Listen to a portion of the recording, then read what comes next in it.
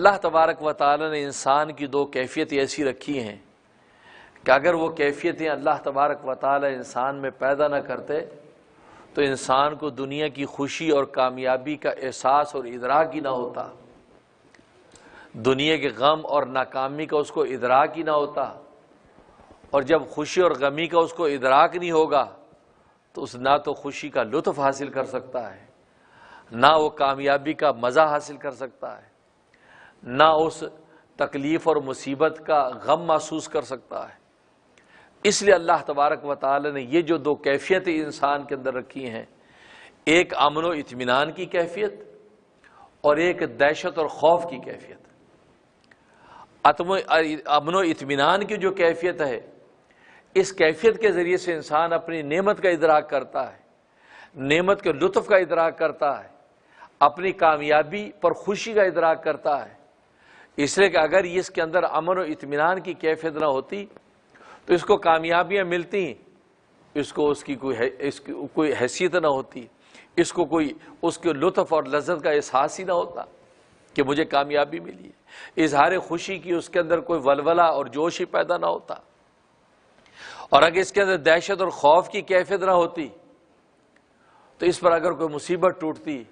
کوئی غم آتا، اس غم کا بھی اس کو کوئی ادراک اور احساس نہ ہوتا، تو گویا کہ یہ زندگی بے لطف ہو کے رہ جاتی، نہ تو اللہ تبارک و تعالیٰ کی نعمت کا اس کو ادراک ہو پاتا،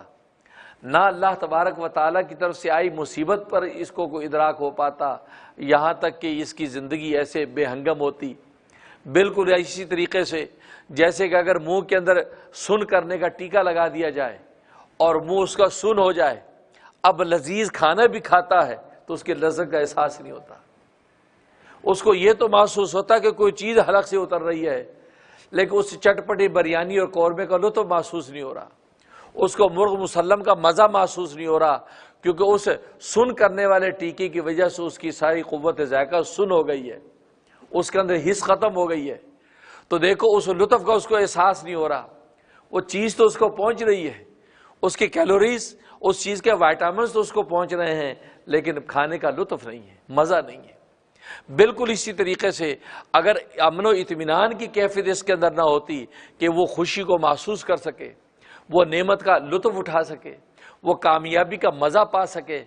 تو اس کو کامیابی ملتی تو یہ بے حس رہتا، یہ ایک طرح کے سن انسان رہتا، اس کو زندگی کا لطف نہ ملتا۔ اور اگر اس کے اندر دہشت اور خوف کی کیفیت نہ ہوتی تو کوئی مصیبت ٹوٹتی ہے، کوئی پریشانی آتی ہے، اس پریشانی پر جو انسان کے اندر کیفیت ہوتی ہے، یہ کیفیت اس کے اندر نہ ہوتی، اس پریشانی کا غم محسوس نہ کرتا۔ تو گویا کہ حقیقت بھی یہ دو کیفیتیں بھی اللہ تبارک و تعالیٰ کی مستقل نعمت ہیں۔